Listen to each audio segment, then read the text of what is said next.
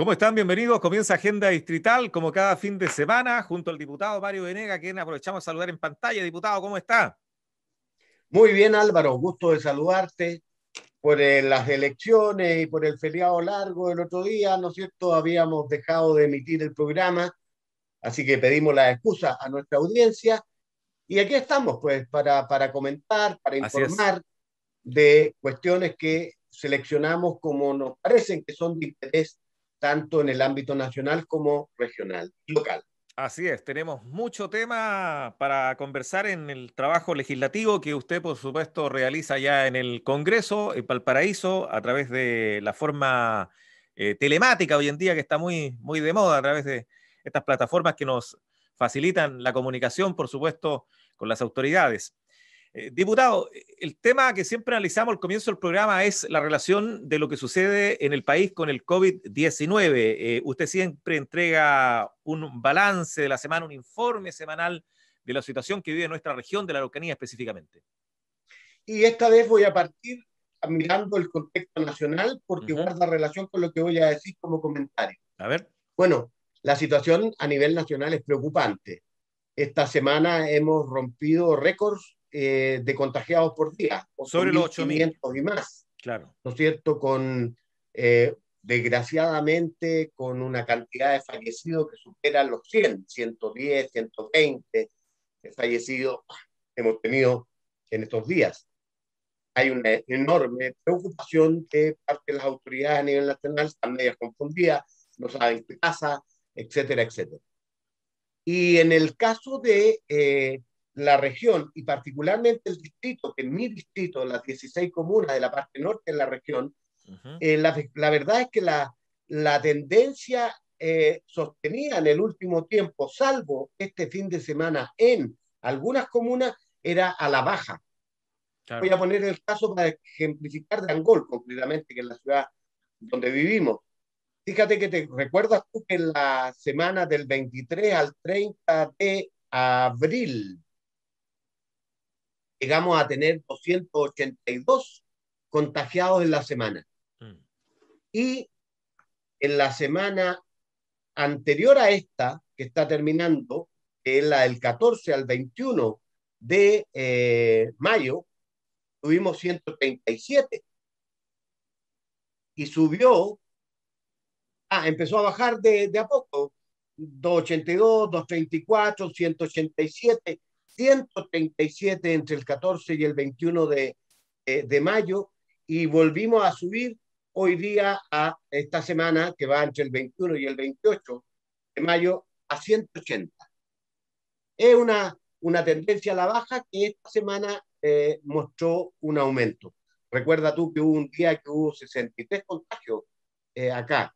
Tiene que ver con los PCR que se aplican, ¿no es cierto? Y todas esas cosas. Pero en las demás comunas la tendencia se mantiene. Renaico mantiene a la baja también. Llegó a tener 108 contagiados en una semana y ahora estamos en 55. Lo mismo pasa con Coyipulli, que hoy día tiene 66 en esta semana. Repito que va entre el 21 y el 28 de mayo, pero había tenido hasta 108 y 157 las semanas anteriores. Y otro caso emblemático es Victoria, que también tiene una tendencia a la baja. Fíjate que esta vez tuvo 115 contagios en la semana. Eh, Hasta Lautaro, que es otra de las ciudades de dentro de mi distrito que tiene alto nivel de contagio, tiene 122 en la última semana de contagiados. Galvarino, esta sí que muestra un aumento, y Vilcún también, tendencia a la baja. ¿Qué quiero decir? Esto en la mirada regional, Ujú. la región dejó de ser una de las regiones con más altos niveles de contagio, más bien tiene las últimas 3 semanas una tendencia a la baja. No ocurre así con el país, que parece que en la región metropolitana y en otras regiones el problema es más serio. ¿Cuál es la conclusión? No hemos resuelto el problema. Los epidemiólogos dicen que pudiéramos tener las próximas 2 semanas un pic bastante alta, como una Tercera ola se tercera habla. ola. ¿Te acuerdas que hablamos Claro. de primera ola, segunda ola? Ujú. Y que hay que seguir cuidándose, hay que seguir teniendo las medidas, uso de la mascarilla, lavado frecuente de manos, evitar, ¿no es cierto?, las aglomeraciones, Claro. evitar salir cuando no son estrictamente necesarios. Eso es, tengo una visión un poquito más optimista respecto a lo que está pasando puntualmente en el distrito que en nuestra mirada. Así es. Y bueno, y hablando del mismo tema, voy a hacerle la pregunta que tengo pauteada acá en mi mesa de trabajo, que tiene que ver con su opinión respecto a este permiso de movilidad, que es para las personas que ya tienen sus dos dosis, sus dos vacunas. ¿Qué le parece al respecto? El pase de movilidad a mí en lo particular me parece una excelente idea. Ujú. Sé que es contradictorio con lo que dicen los médicos, los especialistas, el colegio médico y todo, que se pregunta, ¿era oportuno en este pic al alza que se registra a nivel nacional? Y yo tengo varios argumentos que me hacen pensar que el pase de movilidad que yo ya saqué, porque yo ya tengo las dos vacunas hace bastante tiempo, Ujú. digamos por un tema de que me las coloqué y entonces hay que tener las dos vacunas y Ujú. más 14 días. Claro, Yo podía y así lo es. saqué el día miércoles. Y fíjate que para mí, argumento a favor del pase. Nosotros hemos tenido casi un año y medio de restricción de nuestras libertades esenciales. Así es. No podemos salir, no podemos visitar a nuestra familia, no podemos hacer actividad de carácter social, no podemos hacer deporte. No sé si tú sabes que yo en el último tiempo, ya hace ya bastante, casi 2 años, adquirí el hábito de andar en bicicleta. Ujú. Y hago bicicleta 3 veces a la semana a lo menos. Acabo de hacer 30 kilómetros, para que usted sepa, Bien. antes de llegar al Oiga, programa. pero, perdón que lo interrumpa, ¿en línea recta? No, señor, ¿Ah? voy de acá de Itraque, hacia ¿Ya? el sector de Itraque, ¿no es cierto? Llego allá a Chumpirro Ah, por mire, el interior de los campos y sigo hasta tome, el fondo Japón. Esa ahí fue mi, está. mi ruta. Mire qué bien. ¿Ya? Tiene subida, bajada, y está No, interesante y muy... le pregunto porque yo también me subí a la bicicleta hace Sí, poco, así que qué también estoy bien, me haciendo parece muy bicicleta. bien. Yo Claro, creo que es claro, extraordinario. Digo esto a extraordinario. propósito de Ujú. que, por ejemplo, probablemente la gente no sepa que ahora el teletrabajo, usted, por ejemplo, y yo, pasamos largas horas frente al computador. Así es. Yo hay días en que estoy 8 horas frente al computador. Eso que me Ujú. pasa a mí, le pasa a mucha A gente, a mucha gente. funcionarios públicos, a trabajadores que están haciendo, y necesitamos espacio para salir de este tema, porque aquí yo estoy solo en el espacio, en mi rincón, ¿no es cierto?, la mayor parte del tiempo. Entonces, poder de pronto interactuar, ver a mi hijo con el aforo permitido, que no son más de 5 personas, ¿no es cierto? Poder de pronto salir a caminar con mi mujer. Yo creo que es un tema que todos echamos de menos. Claro. Ujú. Por tanto, por eso yo justifico que este pase de movilidad es una buena medida, porque hay un estrés, hay un problema de salud mental bastante serio si el Sí. encierro tiene efecto. Y entonces, y por otro lado, yo escribí una columna hace algunos días en la prensa local que decía, ¿se justifican las cuarentenas? Porque yo digo, hemos estado meses y meses en cuarentena y en ese mismo minuto que escribí la columna, los contagios no bajaban.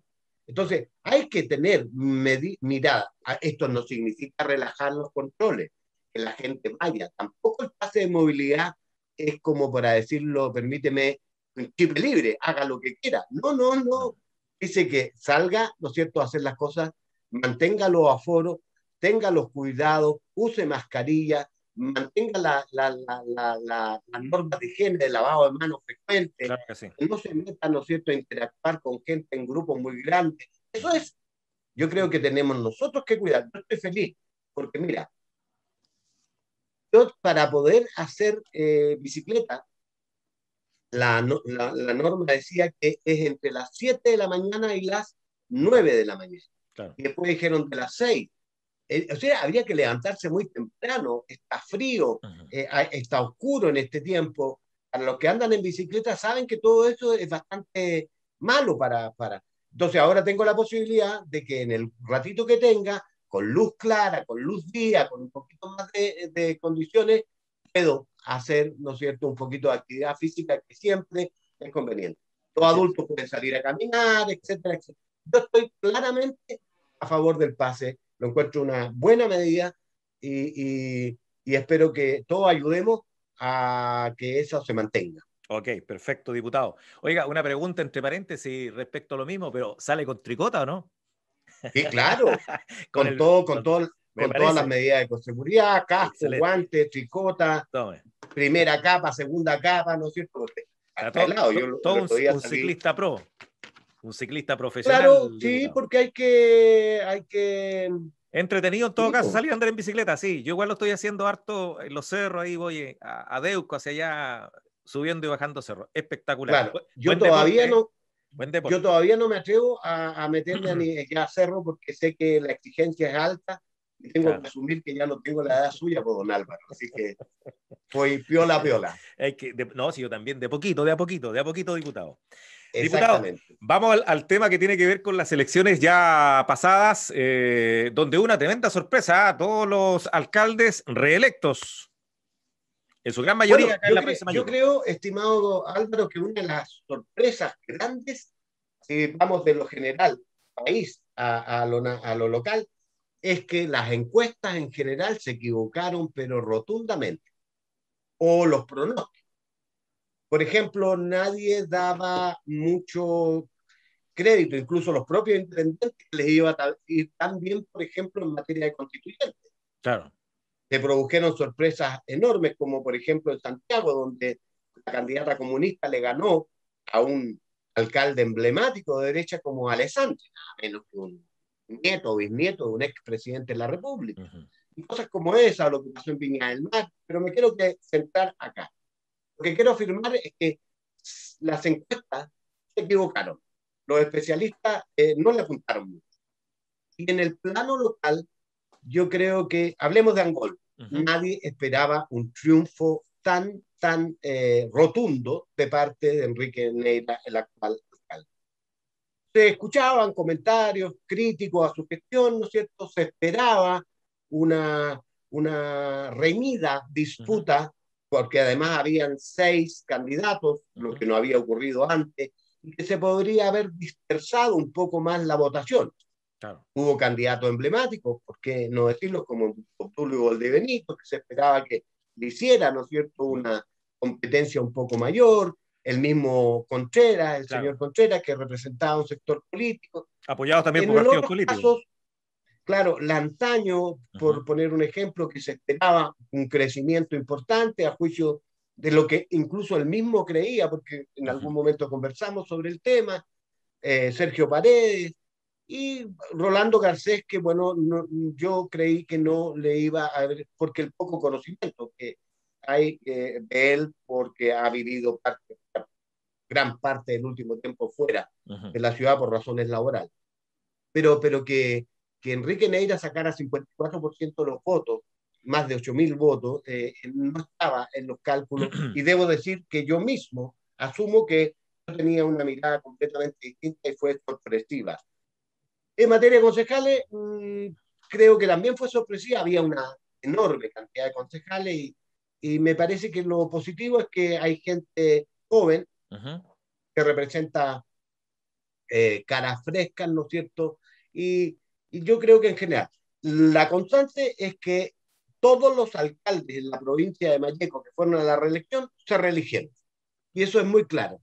Le jugó a favor, a mi juicio, entre otras cosas, bueno, su propia gestión, naturalmente, para no desmerecer a nadie, ¿no? Por respeto. Pero también creo que la pandemia les ayudó mucho, porque perjudicó a los candidatos que, ¿no es cierto?, los enfrentaban, no tenían las mismas libertades que los alcaldes recibieron gran cantidad de recursos de parte del gobierno para enfrentar la pandemia, que se tradujo en cajas de alimentos, que se tradujo en discar, vales para gas, etcétera, etcétera. Estoy haciendo un análisis general de la provincia, Ujú. porque se da más o menos el mismo patrón en todas las comunas. Y cuando yo reviso de las 11 comunas, 8 alcaldes que iban a la reelección, los 8 se reeligieron. Y en aquellas solo 3 comunas no iban a la reelección o porque renunciaron o porque no podían, antes lo Porque no impedía la podían. ley, el Ujú. caso de Curacautín, Ujú. el caso de Ercilla y el caso de Lumaco, que el alcalde renunció. Claro, así Así es. que yo creo que por ahí está la lectura. ¿Y Pienso que... perdón, ¿qué le pareció la cantidad de votantes? 16.000 de un total de No, 46.000 votantes que tienen gol. 16.000 es bastante poco los que fueron a votar en nuestra comuna, diputado. estimado Álvarez, te agradezco mucho la pregunta porque yo había omitido una parte importante que hay que hacer conciencia. Mira, tú dices que en realidad el padrón electoral El con padrón la electoral. gente que podría ir a votar supera los 40.000 Así es. votantes. Pero nunca han participado. Te quiero contar que en la elección del año 2016, que es la última municipal, votaron 18.300 y algo personas. Al año siguiente tuvimos presidenciales y yo fui también candidato, ¿no es cierto?, a la reelección como diputado. ¿Ya? Ahí votaron 21.313 personas. ¿Ya? Pero en la elección de esta vez votaron un poco más de, repito, en el año 2016, última elección municipal, votaron 18.387 personas en Angol.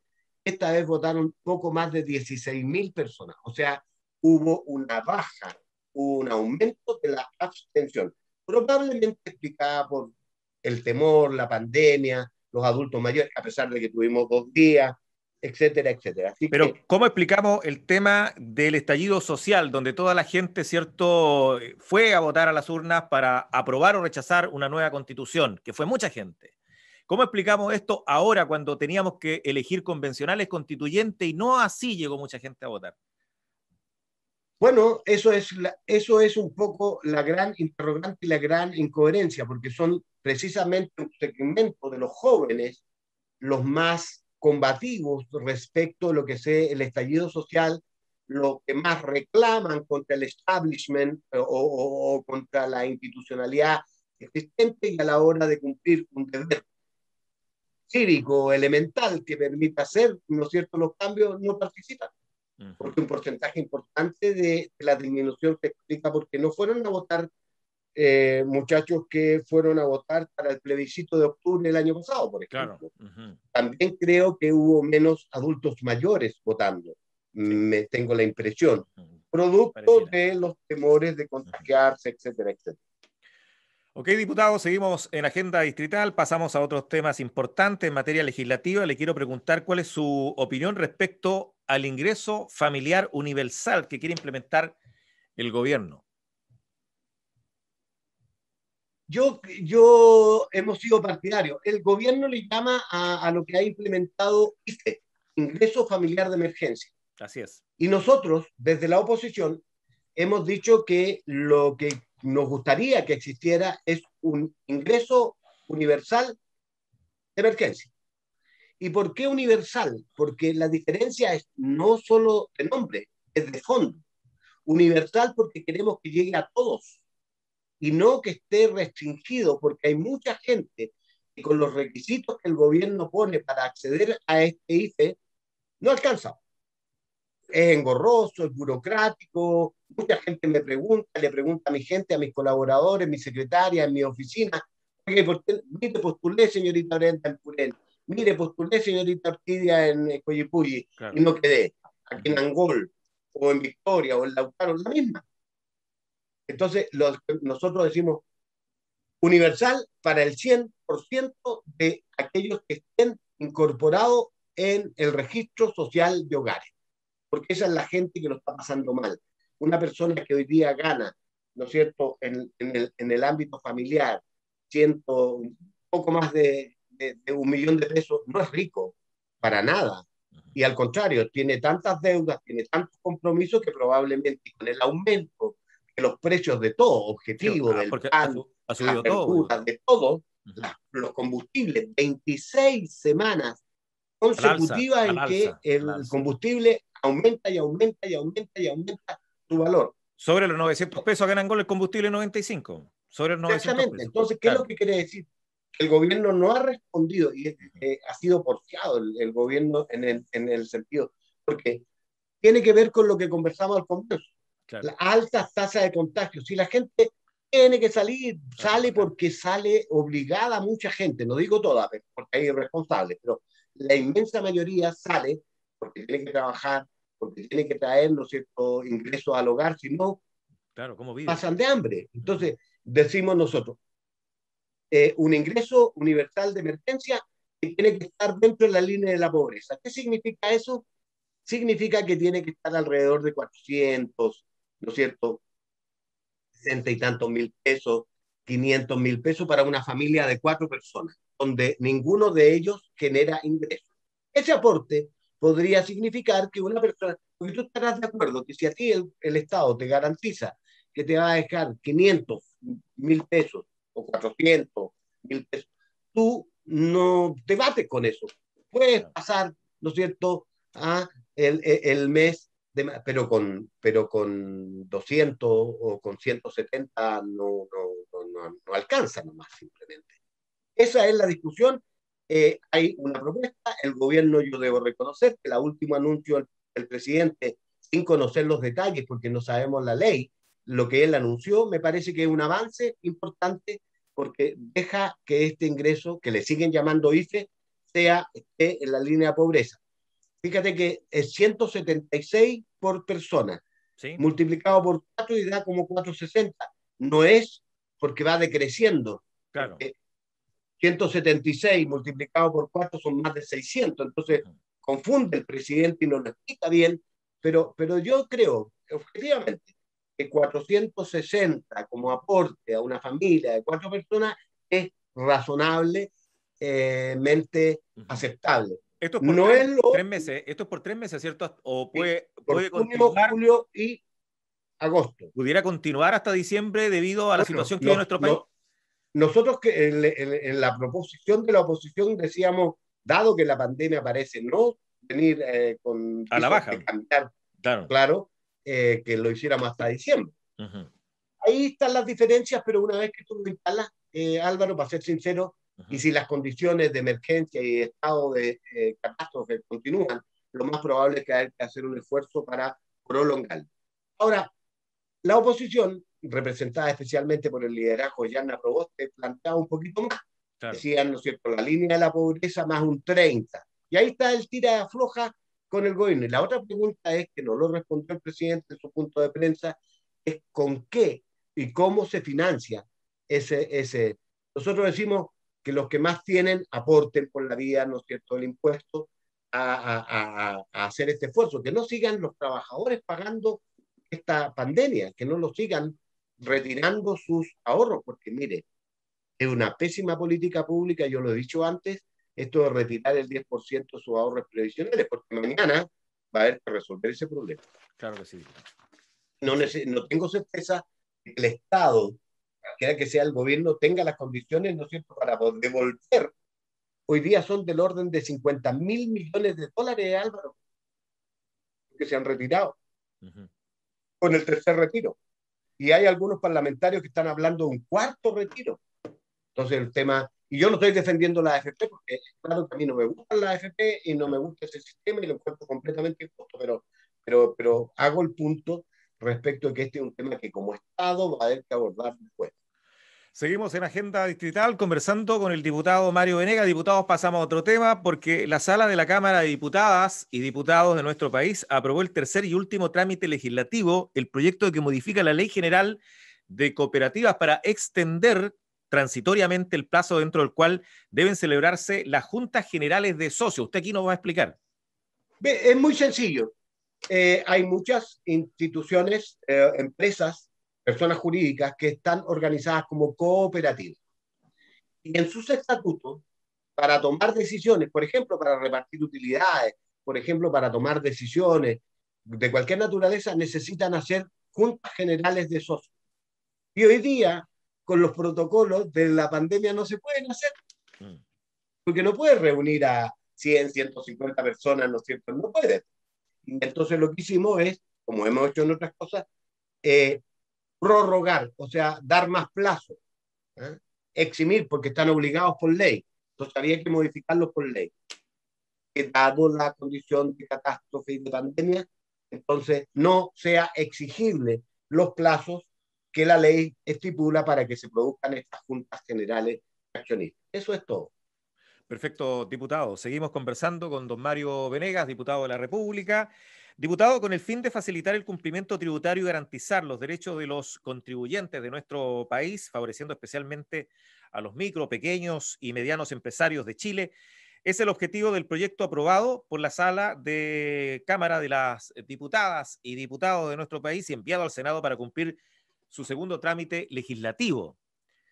Sí, mira, otra vez es un proyecto de ley que está originado en una moción ¿Ya? parlamentaria Ok. que busca ayudar a un segmento que para nosotros es especialmente preocupante. Me cuento entre ellos.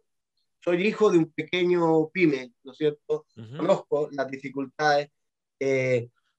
Fui miembro de la comisión de pyme, pequeña y mediana empresa, de la Cámara de Diputados en algún momento de mi desempeño como diputado. Conozco el tema bien.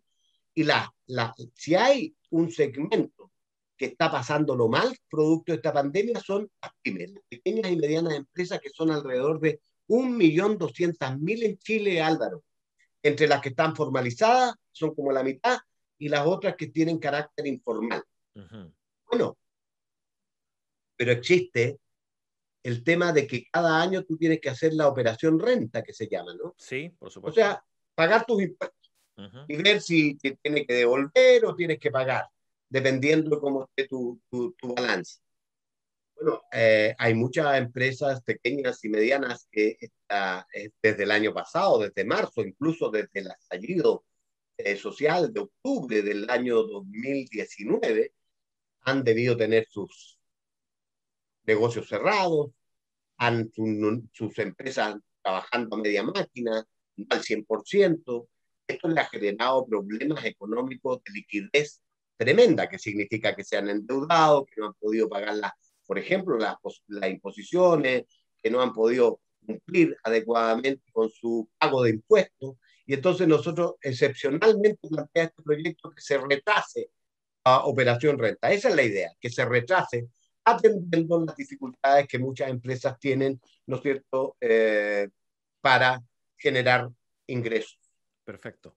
Diputado, por 147 votos, la sala de la Cámara de Diputadas y Diputados, digo, aprobó y despachó a ley de la República el proyecto que tiene que ver con el permiso laboral para todos aquellos trabajadores que tienen que ir a ponerse su primera dosis de la vacuna contra el Bueno, COVID-19. aunque parezca esto trivial Sí. y menor, Uh-huh. la verdad es que es un problema para muchos trabajadores y trabajadoras. Encontrar un tiempo necesario para poder ir a vacunarse es un problema, porque o no le dan permiso o porque no siempre los jefes tienen el criterio suficiente, ¿no es cierto?, para darlo voluntariamente. Cosa que Y no la debería, verdad es que tú cosa y que no yo debería pasar, pues, diputado, no porque debería pasar, no, pues, exactamente, ese es el tema, pero pasa. Estamos en lamentablemente. Chile Así es. y como dice un amigo mío, el buen criterio, por desgracia, no se compra en la farmacia. Uh-huh. Y los que hemos ido a vacunarnos, producto que nos llegó la edad, por la edad, el tiempo, sabemos que uno tiene que ir a hacer cola, Esperar. normalmente, ¿no es Uh-huh. cierto? Esperar pacientemente, registrar sus datos, luego lo vacunan, luego lo dejan en observación, ¿no es cierto?, aproximadamente media hora. Es decir, uno necesita al menos una mañana Claro. o una tarde para poder hacer esto con tranquilidad, llegar, desplazarse, volver, etc. Y eso es lo que dice este proyecto de ley. Tuvimos que hacerlo con ley, establecer por ley que el trabajador y la trabajadora que quiera vacunarse tendrá como un derecho el que, ¿no es cierto?, su empleador le dé al menos una media jornada para que pueda proceder. ¿Sabes por qué es importante? Porque tenemos que incentivar el uso, la vacunación. Incomprensiblemente, lo hemos comentado, hay gente que no se quiere vacunar. Uh-huh. Y fíjate que gente no se ha querido vacunar ha terminado muerto. Claro. Qué tragedia. Uh-huh. Me dicen que un chico que yo quería mucho porque lo conocía, trabajador del servicio de salud primaria, entiendo, Luis, falleció y me decían, no sé si será efectivo, que él no se había querido vacunar hasta no tener una mayor certeza de cómo funcionaba. Este era un hombre relativamente joven. el chofer del zar de 50 años que falleció hace poco en Los Ángeles. Sí, señor. Sí, sí, Sí, 50. señor. Sí. Claro. Ujú. Y también se escuchó cuando murió nuestra querida Margaret Molina. No me consta tampoco, pero lo uso como ejemplo de que hay una cuestión que nos gustaría a nosotros, yo, decirle a la gente que nos ve, por favor, Ujú. vacúnese. Vacúnese. Es muy conveniente. La vacuna es tal vez uno de los descubrimientos más importantes que ha hecho la raza humana Así es. para combatir enfermedades que mataban a gente Ujú. desde tiempos inmemoriales. Entonces, a propósito, el pase de movilidad, que se me faltó decirlo, también es un premio Sí, pues. y también es un estímulo para vacunarse. Por eso muchos chilenos se están vacunando hoy día, pues, diputado, Obvio, en el pase de movilidad. obvio, y necesitamos, ¿no es cierto?, aumentar la velocidad de vacunación para Así que es. al menor plazo posible tengamos a nuestra población, la mayoría vacunada y tengamos lo que se llama, según los técnicos, Ujú. inmunidad De de rebaño. rebaño. Así es, diputado. Entonces también te fijas, y esto es simplemente eso, facilitarle las cosas para que la gente pueda ir a vacunarse. Diputado, pasamos a algo muy importante. La Cámara aprobó en general el proyecto de reforma constitucional que repone el voto obligatorio en las elecciones populares. ¿Cuál es su impresión al respecto? Estoy completa y absolutamente de acuerdo y voté a favor de este proyecto de ley con entusiasmo. Y te voy a explicar por qué.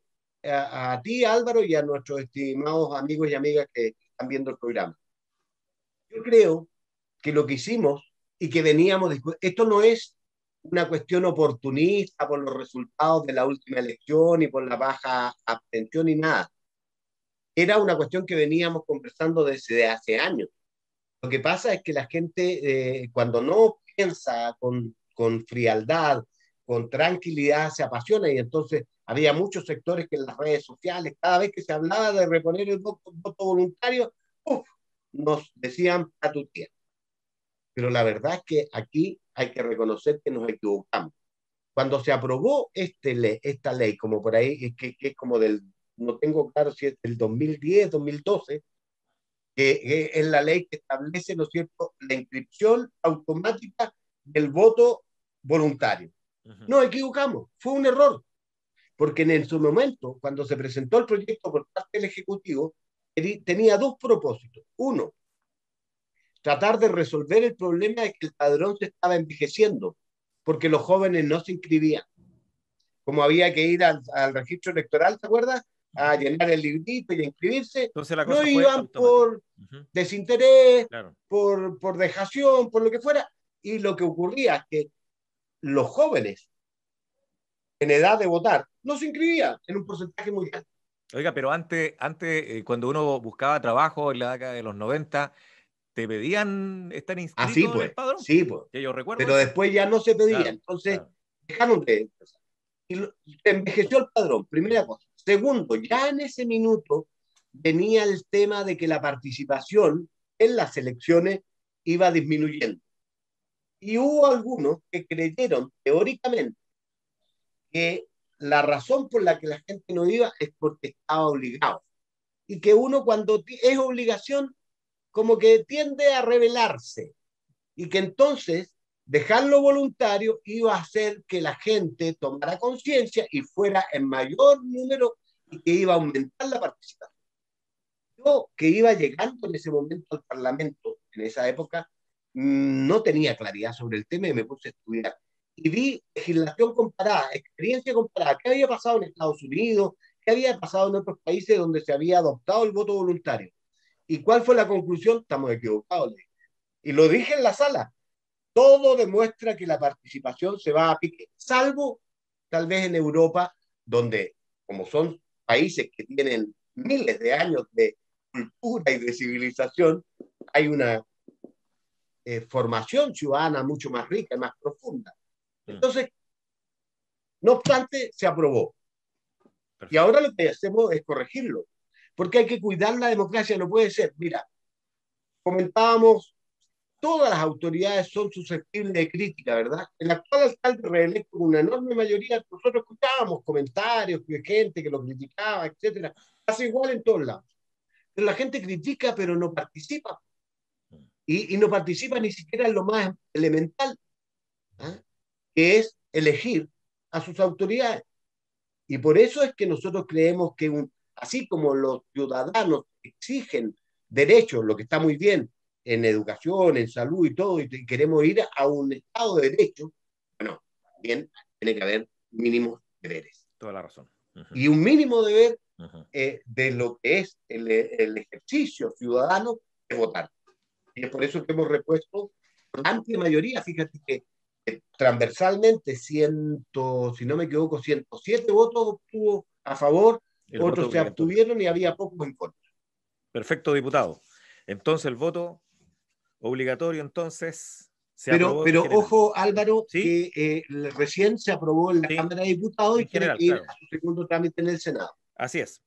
Vamos a ver qué pasa. Más adelante vamos a tener más información al respecto de lo que usted nos comenta, diputado Venegas. Diputados, vamos a la sala porque aprobó y despachó el Senado un proyecto que declara feriado el 24 de junio, que es el Día Nacional de los Pueblos Indígenas, algo muy anhelado por los pueblos originarios de nuestro país, diputado Venegas.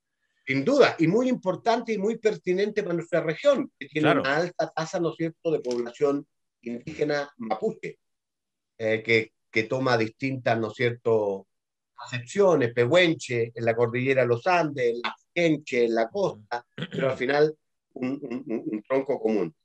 Y ya habíamos establecido el día 24 de junio como el día del Huichipanto o el Día Nacional de los Pueblos Indígenas, pero no era feriado. Y entonces este proyecto lo establece como un feriado. 24 va a ser feriado nacional en reconocimiento de nuestros pueblos originarios. El problema que tenía este proyecto, que los autores habían planteado eliminar el feriado del 28 y 29 de junio, que es San Pedro y San Pablo. Y cuando se analizó en la comisión y en la sala, nos faltó el que dijo, ojo, cuidado, este feriado de San Pedro es muy importante porque San Pedro es el patrono de los pescadores.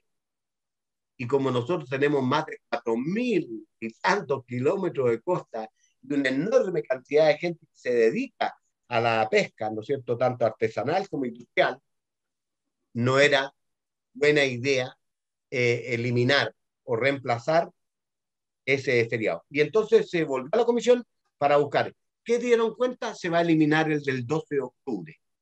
El 12 de octubre se eliminó para no aumentar los feriados, porque esa es la idea, no aumentar los feriados que ya existen.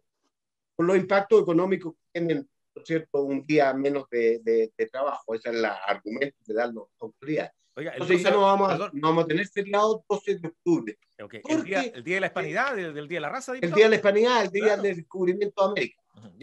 Que tú sabes que a propósito, los pueblos originarios han planteado, y intelectuales, ¿no?, han planteado que no parece muy razonable estar conmemorando una fecha en la que, en definitiva, un poder extranjero, europeo, viene a dominar y a exterminar, ¿no es cierto?, a los pueblos originarios de esta América nuestra. Entonces, sobre todo en estos tiempos, es razonable, yo soy profe de historia, enseñé el 12 de octubre y todo lo que eso significa, pero esto habla de la revisión de la historia. Es una constante, la revisión de la historia. Cómo los hechos empiezan a adquirir otro significado conforme va evolucionando la sociedad. Cuestiones que ayer, ¿no es cierto?, se consideraban normales o se aceptaban, hoy día son simplemente inaceptables. Perfecto. Vamos al tema que tiene que ver con una sesión especial, diputado, que abordaron el tema de las universidades, don Mario. Todo esto con el objeto de conocer en detalle la compleja situación financiera que están sufriendo universidades regionales, públicas o estatales en nuestro país. Así es. Mira, la pandemia le ha golpeado a todo, a todos los sectores en distinta medida y magnitud. Y las universidades están organizadas en públicas propiamente tal, que son del Estado, unas que tienen origen privado, pero que tienen una vocación pública, como por ejemplo la Universidad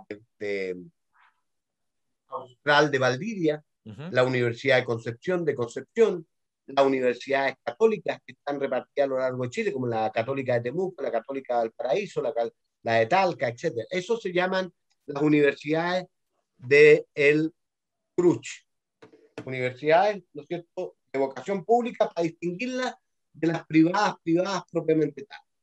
Y dentro de las públicas está el G9, que son 9 universidades que tienen este carácter. Ellas plantearon, ¿no es cierto?, que están pasando por momentos muy complejos provocados por la pandemia, que les ha generado déficit económicos importantes que ponen en riesgo el proyecto educativo. ¿Por qué?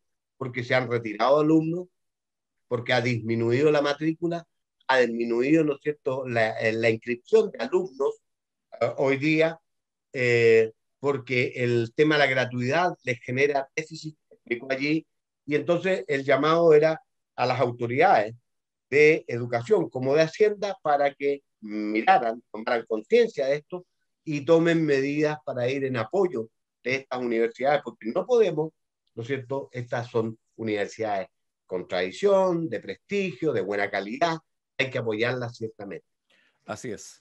Bueno, pasemos a otro tema. Ya estamos llegando a la parte final de Agenda Distrital, don Mario, sin la definición de las cifras concretas que tendrá el ingreso mínimo en sus tres categorías. Fue despachado hoy a segundo trámite al Senado el proyecto que reajusta el salario mínimo en nuestro país y las asignaciones maternal y familiar, así como el subsidio familiar. ¿Qué significa esto, diputado Venegas? Ay, este es tal vez el proyecto que más me encoge el corazón cada vez que tenemos que discutirlo y aprobarlo. Porque una cuestión, cuando uno viene y proviene, ¿no es cierto?, de una familia trabajadora, como era el caso de mi papá, uno se pregunta, ¿cuál es el salario digno para que una persona pueda vivir relativamente bien en términos de cubrir sus necesidades básicas? No estoy diciendo que cómodo ni rico, no, digno. Claro. ¿Será 326.000 pesos, que es el valor actual del salario mínimo? Y claramente la respuesta es no. Cuando uno sabe lo que cuesta la luz eléctrica, cuando sabe lo que cuesta el gas, lo que ha subido enorme, vamos a hacer una comisión investigadora para ver ahí, parece que hay algo raro porque ha subido muchísimo el precio del gas, ¿no es cierto? Cuando la luz eléctrica, etcétera, el valor del pan, que hoy día cuesta 1.300, casi 1.400 pesos kilo, etcétera. Entonces, claramente no da. Y por eso es que esta discusión me coge el pecho, porque yo digo, cuando el gobierno va y ofrece un aumento de 100, de 10.000 pesos, Uh -huh. parece una burla, ¿no? Y eso es el 3,2% de aumento, porque el IPC fue como un 3 el acumulado, así que el aumento real sería 0,2. No estamos de acuerdo. Uh -huh. Aumentó también, ¿no es cierto?, el valor de la asignación, la carga familiar y otros bonos y regalías que tienen los trabajadores. Pero el salario, el piso es muy bajo. Yo sé también que muchas empresas, siempre que hablo con empresarios medianos o pequeños, me dicen, oye, si no, ¿quién paga el salario mínimo? Si todos mis trabajadores ganan un poco más que aquellos. Pero el tema es que el salario mínimo tiene el simbolismo que fija el piso. Y hay gente que paga justamente el piso. Entonces, esa discusión es la que tuvimos y hay gente que yo creo que con equilibrio dice, mira, tendríamos que llevarlo por encima de la línea de la pobreza. Y eso significa hablar de una cosa, algunos hablan de 500.000, Claro. otros hablan de 600.000, y como se entusiasman. Entonces, ¿cómo hacer para abordar el tema de los ingresos que sean más justos, que sean más dignos? Por eso que es terriblemente complicado, porque por el lado, en momentos de crisis económica, ustedes son una pyme, Uh -huh. y suponte tú que tú tuvieras que aumentar a 500.000 pesos el salario mínimo, ¿qué impacto tiene sobre esa empresa? números negativos, pues diputado, absolutamente negativos para mí, Exacto, porque este es el peor momento, ¿no es claro, cierto? que tengo 1 o 2 trabajadores solamente. No, Exacto, y este aumento el sector público lo puede recibir, pues el sector público gana sobre los 400, 500 mil pesos y mucho más. exactamente, exactamente. Ahora, diputado, Entonces, pero no debieran bajar las cosas, porque Chile es un país caro, es completamente caro. muy caro. Entonces, Mira, ¿qué sacamos de pagar 500 mil pesos? No, pero yo le digo 500 mil pesos, ya, perfecto, pero siguen subiendo las cosas, pues, diputado. exacto. Y sabes tú que aquí yo tengo un cuestionamiento enorme al actual gobierno y al presidente en particular. ¿Tú sabías, y la gente que lo está viendo, sabía que en estado de catástrofe el presidente puede fijar Claro. precios de los bienes esenciales Uh -huh. Hoy en día está mediante un todo caro. decreto? Uh -huh. Si yo lo sé, pues si yo también ahora mi señora, estoy más tiempo en la casa, me manda a comprar también a Claro. La Vega, ¿ya? Me manda a comprar algunas cosas y que para ayudar, yo sé. Yo ahora tengo más conciencia que antes, que andaba corriendo para todos lados, ¿no es cierto? Entonces no hacía esas cosas. Lo tengo claro, ¿no? Uh -huh. Tienes toda la razón. Entonces, ahí está trabada el asunto. ¿Qué pudimos hacer nosotros? Simplemente aprobar la idea legislar, porque hay unos beneficios, la asignación familiar, los bonos, estos, ¿cómo se llaman? Van normalmente en esta ley, los aguinaldos y esas cosas, ¿no es cierto? Pero rechazamos el guarismo, es decir, la cifra, para ver si es que en el Senado se puede hacer, ¿no es cierto?, un mayor esfuerzo para mejorar. Uh -huh. Pero tengo claro que hay que tenerlo. Entonces, ¿qué surgió interesante? Con esto termino. ¿Por qué tendríamos que fijar un salario único? ¿Por qué no un salario diferenciado Claro. para la gran empresa que por sus ingresos puede pagar más Uh -huh. y un salario distinto para la pequeña y mediana empresa? Porque si le sube a 500, yo sé positivamente Uh -huh. que hay muchísimas empresas que están al borde de la quiebra, que están con Claro. números rojos, ahí cierran. Ahí sería con aporte del Estado. Ahí está la otra alternativa, Claro. que pudiera haber un subsidio del Uh -huh. Estado, ¿no es cierto?, por lo menos en esta etapa, para ir en ayuda de la pero estoy hablando de la pequeña, pues, Claro, no claro, otra vez claro. que se aprovechen los Claro. grandes Sí, pues. que ganan, porque, o sea, tiene que ser con criterio de justicia, a eso me Así es. refiero. Ir a ayudar a los que, por ejemplo, al señor que tiene una organización, al Claro. señor que tiene un taller mecánico que tiene 3 trabajadores, Uh -huh. al señor que tiene una panadería, un negocito Claro. donde trabajan 2 o 3. Y eso normalmente se establece en función de las ventas que tienen, porque eso Claro. determina un poquito la utilidad. Ahí es un tema que nunca lo hemos resuelto y yo la verdad es que, como te decía al principio, se me estrecha el corazón porque Uh -huh. es súper incómodo estar decidiendo, ¿no es cierto?, con cifras tan casi indignas o algo. Miserable. Pero todo esto es muy complejo, entonces en los pymes nos dicen a nosotros, oiga, diputado, es una locura. Claro. Las organizaciones de pymes, pues, ¿no? Uh -huh. Es una locura, ¿cómo se le ocurre? 500 no, eso va a significar que vamos a tener que cerrar las cortinas, punto. Claro que Y sí. entonces uno dice, ¿será el momento para dar esta lucha? O hoy día la gran cuestión es, ¿no es cierto?, mantener los empleos, que ya hay como 1.200.000 personas sin trabajo, Uh -huh. producto de la pandemia. Así es. Diputado, ya estamos llegando a la parte final, pero no puedo dejar de preguntarle por lo que se viene, ya que tenemos elecciones, segunda vuelta de gobernadores regionales y tenemos 2 candidatos en nuestra región de la Araucanía. Así es. Bueno, lo hemos dicho, esta es una elección muy importante. Yo lo único que haría, y que está el eje de toda esta conversación ha sido mucho el tema de la responsabilidad ciudadana. Gracias. Nosotros tenemos que entender que es nuestra responsabilidad participar de estos comicios. Yo quiero hacer una invitación a que vaya el próximo 13 de junio, 13 de junio. domingo 13 de junio, segunda vuelta a gobernadores regionales. Por primera vez elegimos un gobernador regional. Hay que elegir Elegido bien, por el hay pueblo. que elegir al mejor, hay que elegir al que más le sirva a la región. Obviamente, cada uno se acerca a eso respecto a sus propias convicciones. Yo tengo mi candidato y el de mi sector es el ex senador Eugenio Tuma.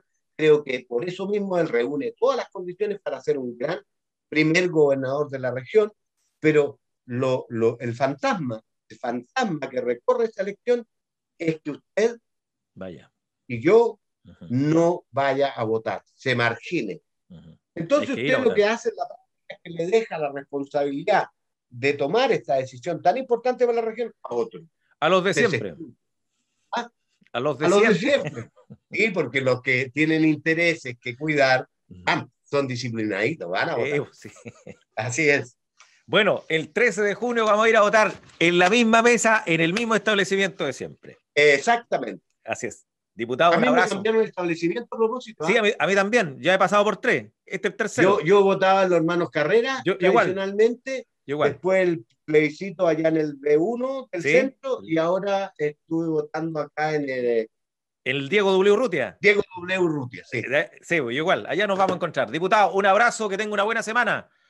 Un abrazo grande y muchas gracias, Álvaro, por esta oportunidad de comunicarme con nuestra gente. Que le vaya muy bien. Gracias.